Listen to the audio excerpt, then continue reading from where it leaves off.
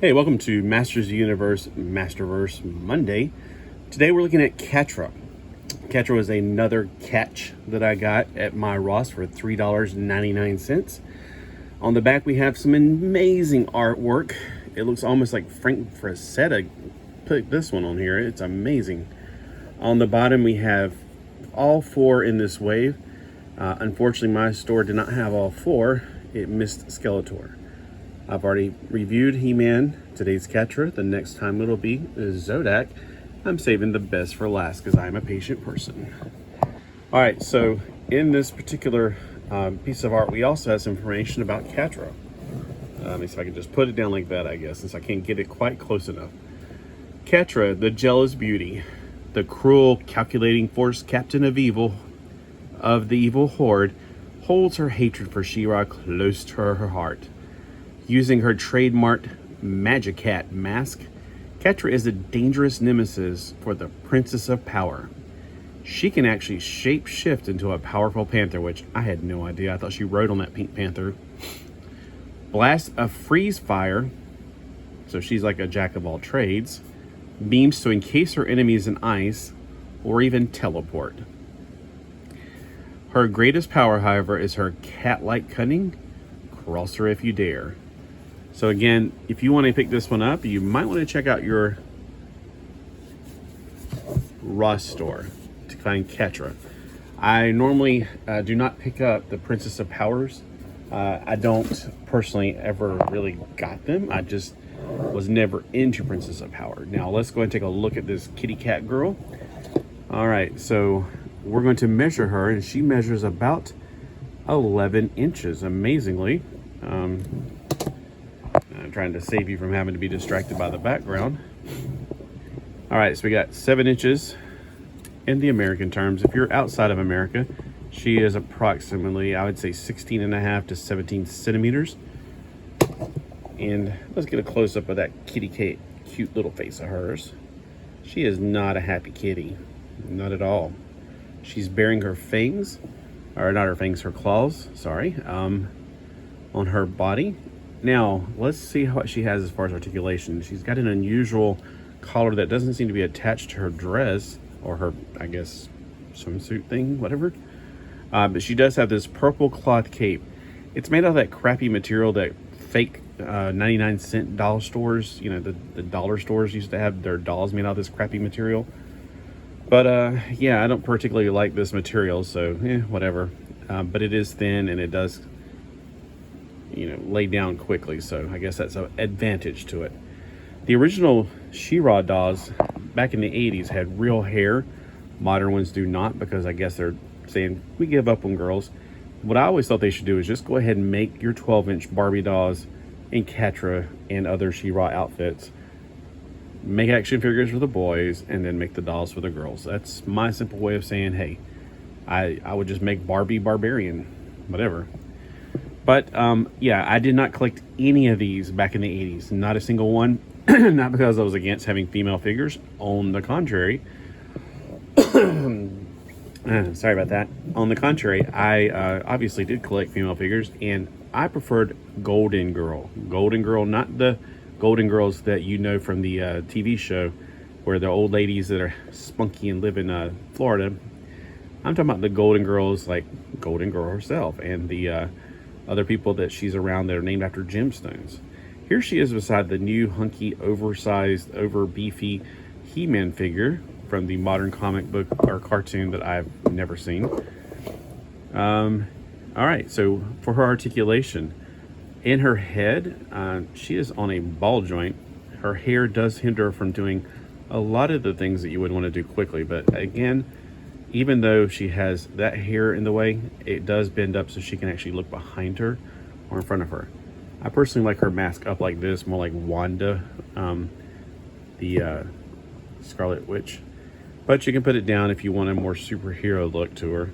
It makes her look like a Jade Tiger Ninja Girl or something, like a karate comic book from the 70s. So I prefer it like that. All right, for her arms, well, we have a hinge joint and a swivel joint that gives her full 360 degrees. And she can also go around 360 degrees at her biceps. She has a double jointed elbow. I'm trying to free up the top part.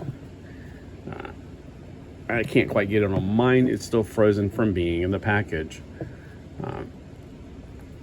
Okay, so getting that free without pinching your fingers. Now, I don't think she's going to pinch like the He-Man finger does, but you never know.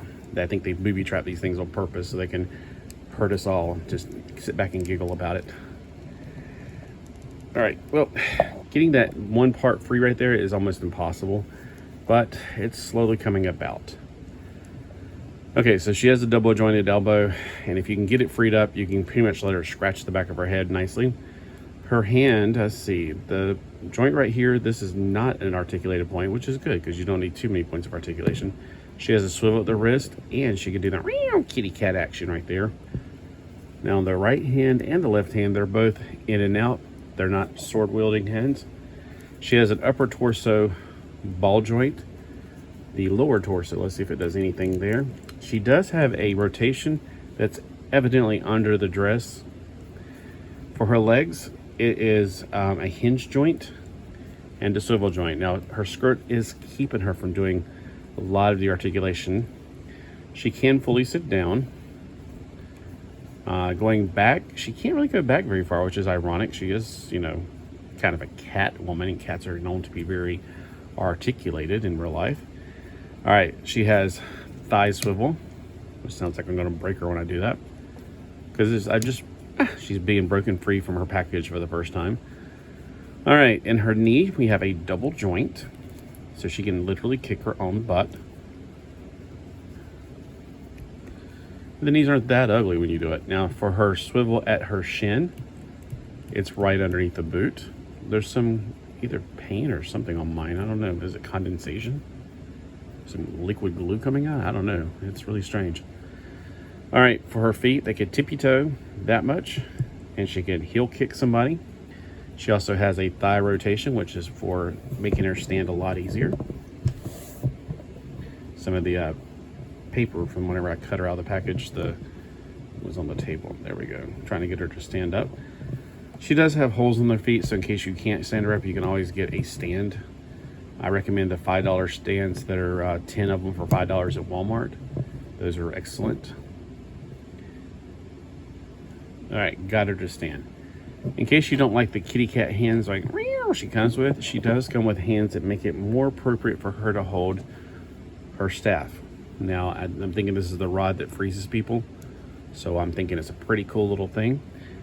All right, so there's how it would hold it in her hand. I'm sure her hands are easy to pop in and pop out, but let's just go ahead and keep on going. This looks like something from the original toy line where we have a little gemstone in it.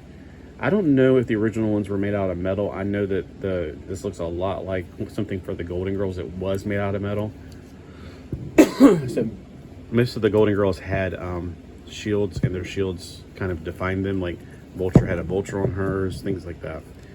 Trying to see if I can get her hand in there. If I'm going to use the other hand, maybe.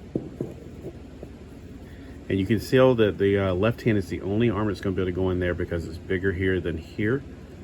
And you might just have to go ahead and take the hand off, stick it inside of the shield part, like this part first. And it might indeed need to be the other one to put her shield on. Let's take a look at that shield. It's got a cat's face with silver. Again, I don't know what the original one was. I thought the original girl was pink, but I guess they're trying to steer clear of pink for this. And I don't know what color the shield was in the original. I never had the original. I had the 8-inch collection from Maddie Collector because I was in that mailing service for several years. And I got really, really tired of paying $38 for a single figure just because the shipping and handling would cost more than the figures. So if this is one that you added to your collection, let me know in the comments below. I would love to hear from you guys. And what is your favorite She-Ra figure? I don't know. I guess Catra sounds like a cool one. She's a cat. That's cool. I don't know much about She-Ra. I can't even remember. I remember the girl that cost me $38 and I was really ticked off about it. She was like Netosa or something. Which sounds like a disease. Like, I have a Netosa. Oh, you poor thing. All right. but I like her. I think she's pretty cool. She's not the worst figure in the world. She just reminds me too much of Wanda from, if you know WandaVision or Wanda. Does that mask actually come off? That's what I'm wondering. Like, I don't know how it's staying on. Like, I'm pushing down and pushing up. I don't think it's being clenched. Oh, I see. There's like a gash in her head. So obviously it goes into her head. So if you do take the mask off, you're gonna have a very ugly head to deal with. So I personally like it like this. So you can see her beautiful eyes. And you might want it like that. Again, that just looks like, she looks like White Tiger from old karate, like Iron Fist comic books from the 70s. I don't know. I'm getting mixed up because maybe Iron Tiger or White Tiger was a girl. I don't know which point. Anyway. All right. So maybe she can go and find a Batman that she can fall in love with. All right. Have a great day. Again, let me know if this is one that you picked up, or if you just said, I'm fine, I got the 8-inch one from Maddie Collector, or I got the original one, or you got one of the other millions of different possibilities they made. For $3.99, I said, sure, why not?